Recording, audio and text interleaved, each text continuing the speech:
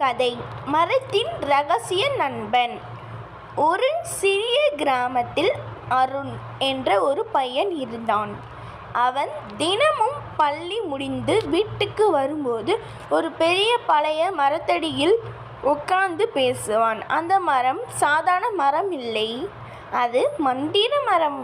அருண் பேசும் எல்லா விஷயங்களையும் அது கேட்டுக்கொண்டே இருக்கும்.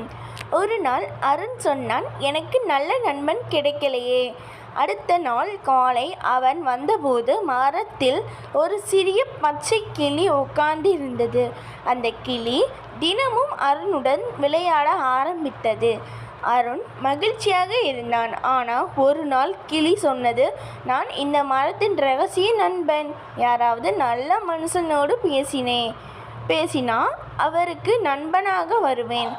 அதுக்கு பிறகு அருண் ஒருபோதும் தனியாக உணரவில்லை. அவன் தெரிந்து கொண்டான், நல்ல மனசு இருந்தால் உலகமே நண்பனாக மாறும். கதையின் நல்ல கருத்து, நாம் நல்லவராக இருந்தால் நல்ல விஷயங்கள் நம்மை தேடி வரும். தேங்க்யூ.